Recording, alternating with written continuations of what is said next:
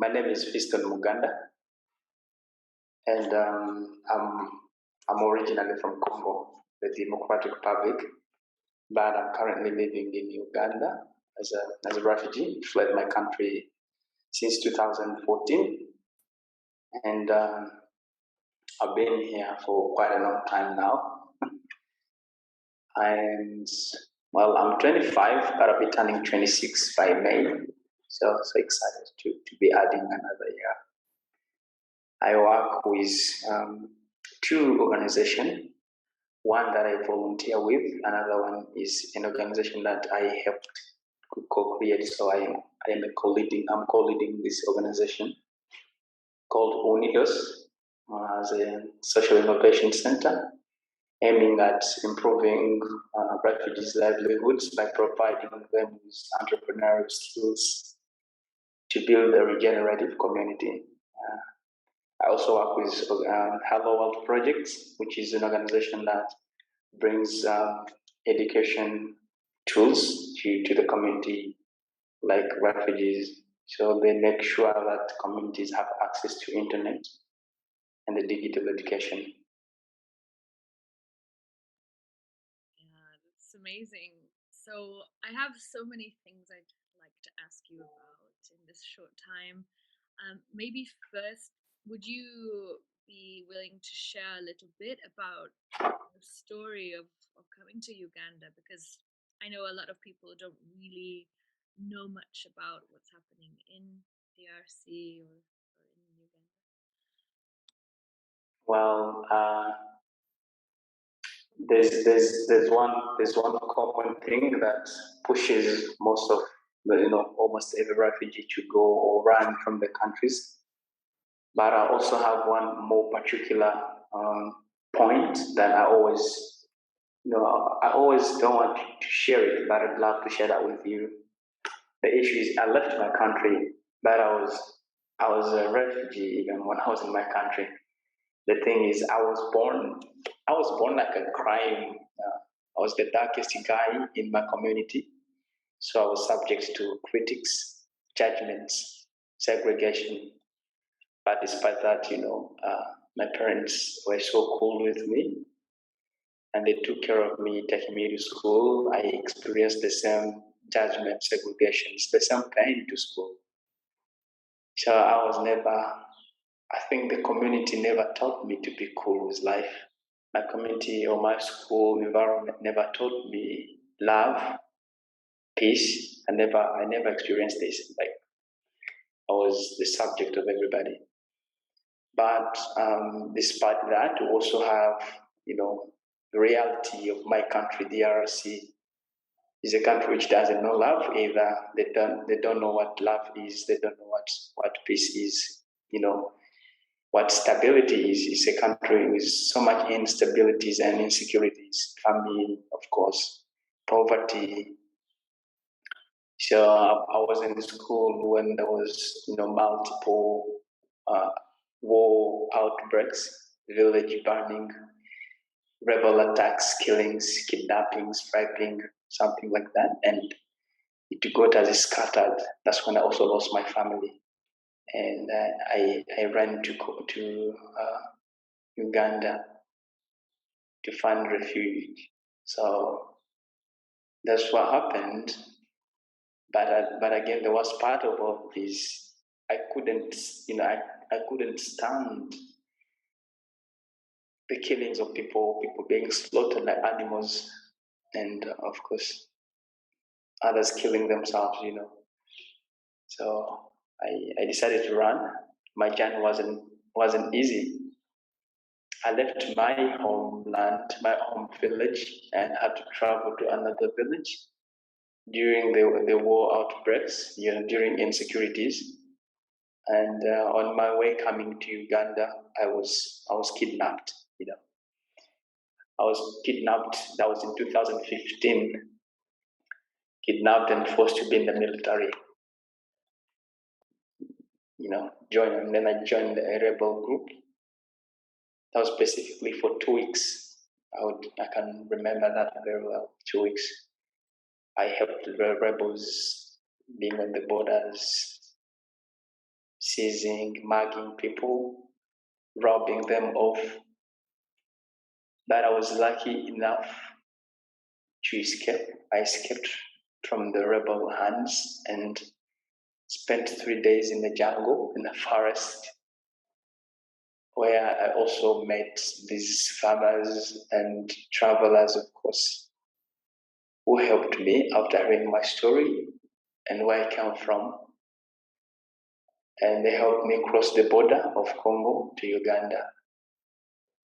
So even coming to Uganda wasn't that simple either. Yeah, because I had no support. I only hoped I could have refuge, be happy, be at peace. I just wanted to be cool again, maybe have a chance to survive. That's all what counted on me. And I came to Uganda, where I had to live for quite a long again on the street because I had no other support. Apart from the street family, of course, that I found. Yeah, and I would work in the restaurants, I would work on the streets. You know, for those who don't know what street life looks like, it's a whole new different aspect of life where survival, you know, is the only thing you dream about. You don't have choice. You've got no choice to do anything.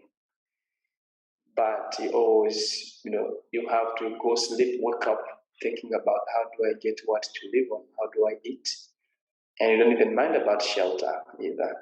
So that's how it was. And finally, in 2016, February, I came to the refugee camp. After being helped by a friend, a passenger, who said, in your situation, there's a place where people like you are always welcomed. So this person helped me travel to a refugee camp called Nakivale in the southwestern of Uganda.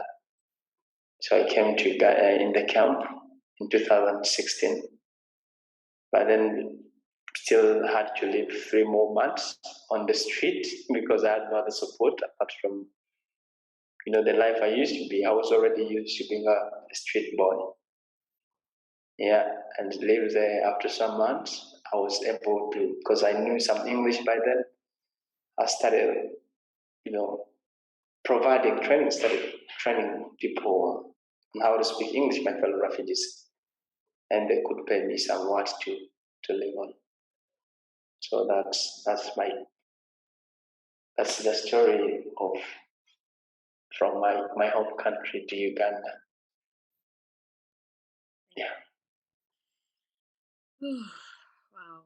And I think, you know, I and many people listening can't really begin to imagine themselves in the situation. But, you know, what I noticed about you from the beginning is you're so, proactive and seemingly positive and smiling. So, you know, I want to ask, like, how how do you face the world after all of that? Kind of, is there a spiritual belief that you have, or is there an emotional way you cope with everything? I think just like any other normal person, there must have been different shifts in my world, either spiritual, emotional. If I was never taught love from my home village, if I was never taught love, I never experienced peace in my school, I wouldn't be at peace either, even when I came to Uganda. So that stuck too much with my beliefs, my customs. But I had to learn being with people is another different thing. I lost my family, but I had a family on the street. And this family gave me nothing but only love. Love in terms of they listened to me, they gave me a space of expressing myself, telling my most painful story. And they cried with me. When I cried, when I shedded tears, I saw the tears in their eyes. And when I came to Uganda, I found other refugees like me. I wasn't at peace either, but I was so sad to find these people. So sad to see street guys in a refugee camp. So to me, there was a mixture of feelings. There was a feeling of me learning to be a new person because I had left and lost the life I had before. There was also a feeling of me integrating a society of street people in the refugee camp. And there was also me, the feeling of seeking survival. After all, if I wanted to be a good person, I always dream of being a world changer, a transformer. So to me, survival was paramount to anything else. There were shifts, very many shifts. Yeah, I experienced trauma, of course. I was devastated, sadness. Yeah.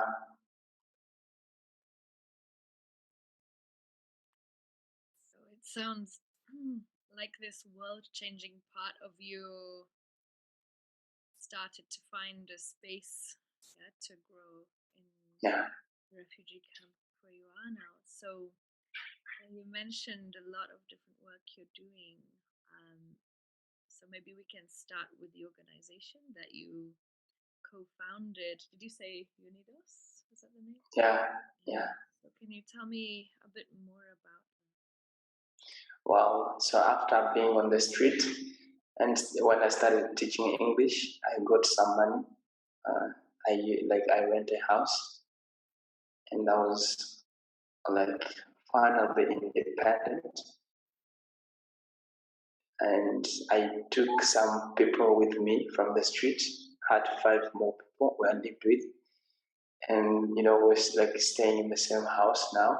And I could train them English. Some of them, after learning how to speak English, started applying to other jobs. Some of them are interpreters. Others are working with other groups. And while teaching, I taught more than 150 people. And there was this person, this man, a friend of mine I met. It's called Anew. I taught him English, and then he started the idea of create and share and learn skills to be able to sustain their lives. So me and Paulino became friends. Apart from being a teacher and learner, we became friends. And we started working this thing together. And and now we are here like a center, a project, a community-based organization. The thing is, what we are doing, what we had been doing so far, had never come out of any other motivation but love and the experiences of life. I've been experiencing this hatred, experience, no love, no peace. But it was time for me to do something. It was time for me to change my world, to change the world, to grow the space of not only learning, but also living, living a new life, a life of love. What we realize is we are bound to one thing, to love each other. But we have bridges. We couldn't speak the same language, so English was very, very prior to be taught. And realized we had skills. The only one thing to do to empower one another is if I decided to share my skills. So that also gave me a space to know what I really want. I became a leader, and being a leader, I had to learn. So I jumped into this continuous and endless process, and then started joining other community, like online community groups, where I found very amazing people in the warm data Laura Patterson from the Patterson Institute, and Jeff in New York, in Arizona, who then also offered to help us in training us to become warm data hosts and how to host community groups as well here in the refugee camp. So we did this online, and we were so much empowered and inspired to run things at any cost. And so created this group with two main activities: training English and training entrepreneurship. We started with 50 young people, and then after a year, we taught more 50, and now we have more than 500 people taught from our center. So UNIDOS is a social innovation center that aims at improving refugees' livelihoods by training youth in entrepreneurial skills and focusing much more on regenerative practices.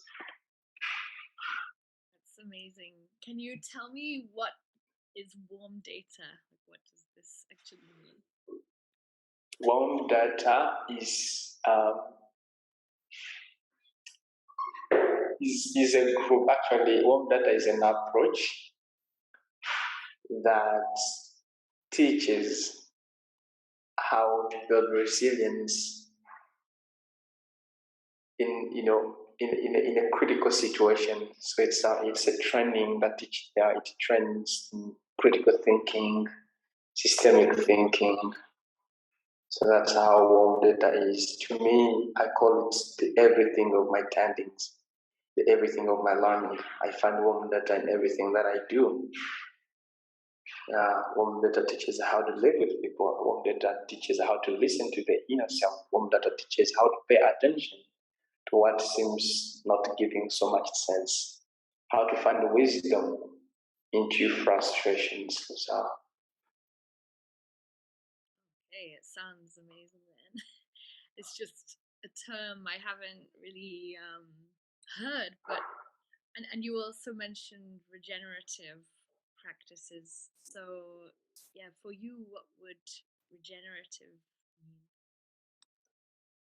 what would regenerative mean is any innovations or innovative practices that come out of the usual practices, to build a new civilization, a new community, a community of love. If there's no love, there's no peace. So we need to regenerate this. It exists within us. We need to awaken this. So to me, when I speak of regenerative, I see the awakening of new practices, the awakening of the long forgotten practices. Like in the regenerative practices, we have regenerative agriculture. And to me, when we use permaculture as a regenerative practice, it's simply a way of expanding and changing perspective of what agriculture really means. It's not that using tractors, so that using machines, but using small practices that bring on very high, huge impacts. Yeah.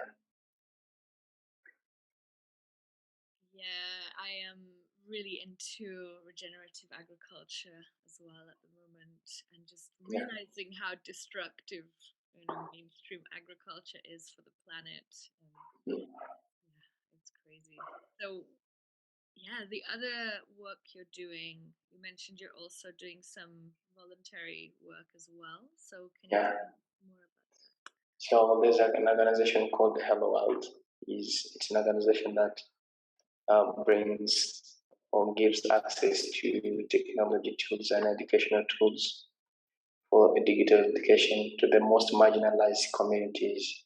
And being a refugee and having been here a long time, I exactly know the high demand of access to education in the refugee camp. So with Hello World, we are trying our level best to bring education close to the community through technology tools and internet, of course. So Hello World gives, we build the Hello Hubs, we call them Hello Hubs, There are solar-powered kiosks with tools and internet for educational use. And so my work is community support. I support the community. I train communities in life skills and computer literacy, of course, so that they may also be able to use and be able to use computers, be aware of the technology so that they can access education materials. Yeah. Amazing stuff. So, can you tell us a little bit about what life is like at the refugee camp that you are in? Life as a refugee is a completely new life to any other kind of life outside there. In my community or in the camp I'm living in a camp which is a home to more than 115,000 people from different nationalities. It's a camp with a blend of 7 nationalities: people from Burundi, Rwanda, and South Sudan, Somali, Eritrea, Ethiopia. Yeah, so life is difficult, very difficult. Very worse is that is integration of community, the interrelationships of communities. That's one part, speaking on a community perspective. The other struggle is survival. There's no abundance. There's no food. There's no assistance that is very tangible or worth demanding, something like that. As a refugee, I don't have access to effective medical care. As a refugee, I don't have access to formal education. As a refugee, I don't have access to employment. So life is like vulnerability, poverty, misery, trauma. Yeah, and to me, peace is not only when there's no gunshot. Peace is only when there's abundance, there's satisfaction. So if I don't have food, if I'm starving, if I am sick, if I'm traumatized and I have no support, if I'm seeking education and I can't find it, then there's no peace. So that's how life is.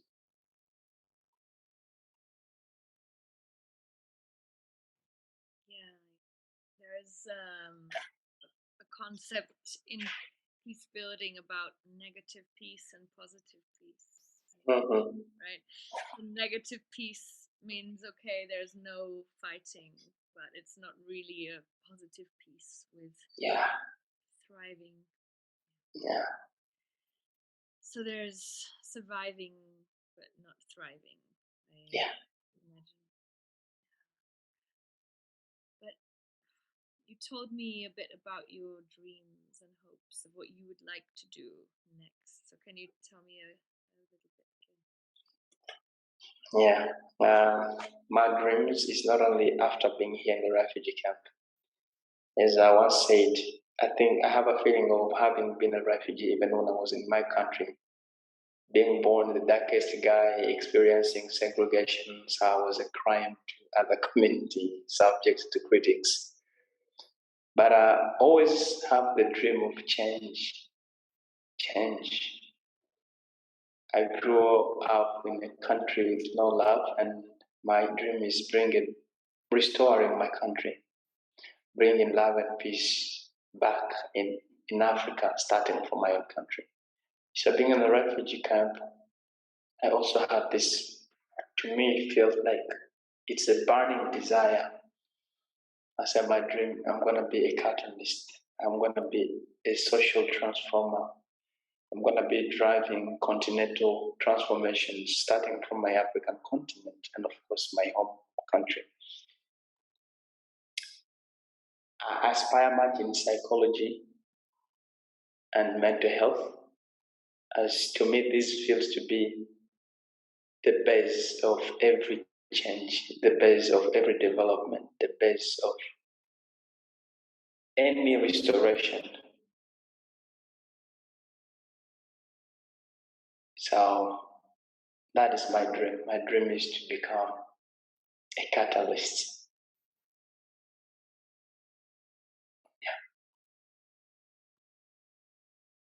Being so close to the communities. I believe you will be. I can feel the fire in you and really see this energy pushing you forward. So,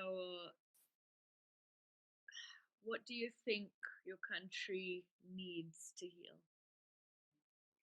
My country has so many wounds to heal from, and one of it is they need alternative educational, I think, I don't know how to call it, educational approaches. In my country, what I feel education in my country is no longer what education was meant to be. Just like other countries in Africa, education is being used as a weapon to destroy the country, while education should be used as a weapon to build the country. I grew up, I studied in a system of only one answer to one problem. But I think my country needs to heal from this approach and give access or space to many answers to one problem. So I don't know whether this metaphor is quite understandable, but that's one of the things I feel my country should heal from. Also, my country should heal from the political leadership in my country. I believe if there's anything that's brought to humanity and it destroys humanity, it's no longer good for humanity. When help is no longer helping, then this is not help. So, for example, when leadership destroys instead of lead, then that's not leadership, that's a threat. My country also has to heal from that. I feel peace, love, development should never start from national levels. These are the basic things that need to start from local levels. And how do we start it? By considering the new or the future generations, the kids who are being born and the schools they're accessing, the kind of education they get, the surroundings, the environment that kids are subjected to. This is so much powerful. You only kill because you were taught to kill. I believe if a child is not taught to kill, then the child can hardly kill, right? So my country should do that. My country is a country of more than 450 dialects and tribes. So speaking one language could probably be one of the means of bringing the communities together. So with these ton on millions or thousands or hundreds of communities, we need something that will unite us. We need a bond. We need, yeah.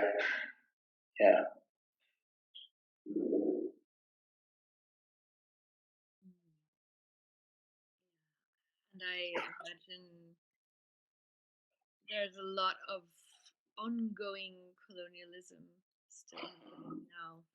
Right? It's not just something in the past to heal, but it's ongoing exploitation.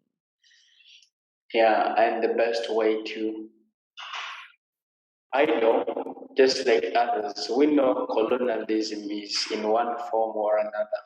It just changes the forms. Colonialism has always been there and it's always going on. But the thing that I'm looking at is for now that we are awake, for now that not only Africans, but people are waking up, it's never late to arrange things. What if colonialism was transformed? What if we change colonialism into collaboration? What if we changed exploitation into cooperation?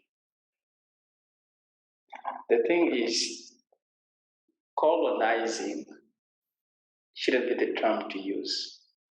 We should find alternatives of changing this exploitation and have shared interest.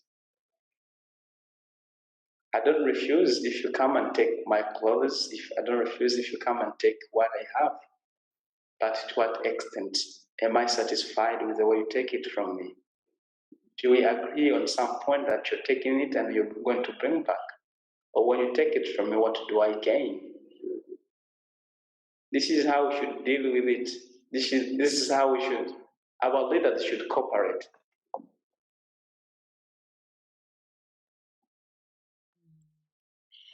So my last question is, what else do you want people to know? So anyone watching this now, is there anything else that you really want to say to them? I don't have a formal way of stating it. Yeah.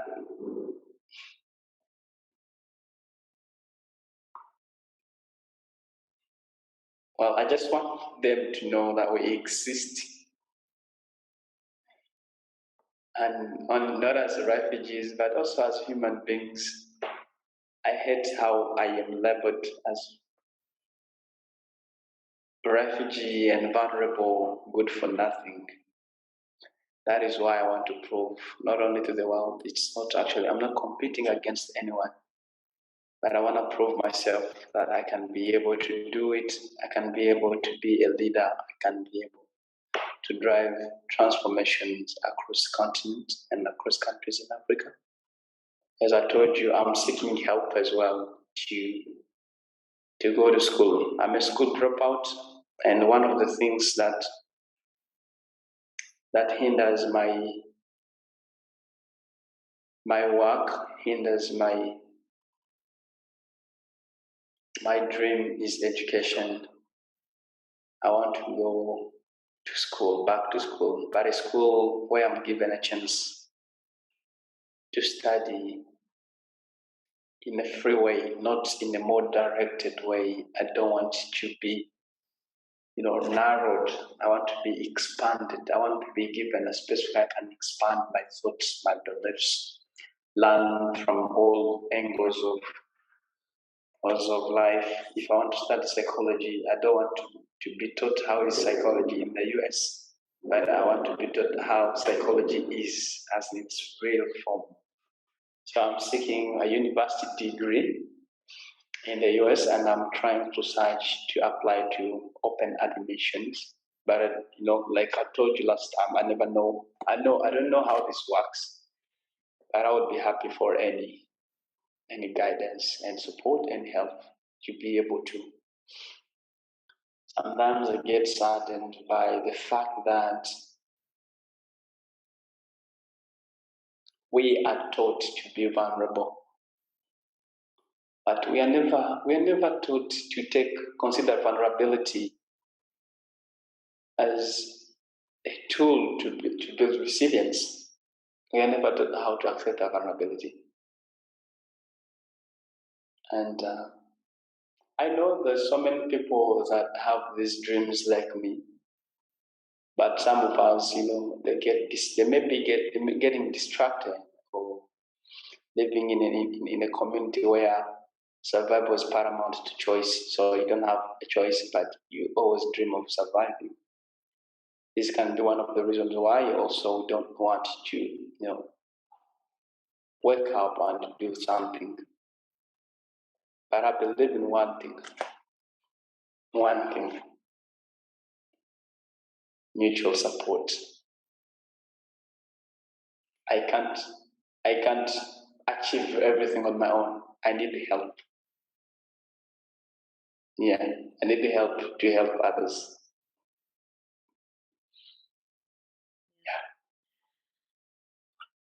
That's the truth of it, isn't it? Nobody can do it on their own. So, thank you for talking to me today. I wish you all the best on this journey. Thank you very much.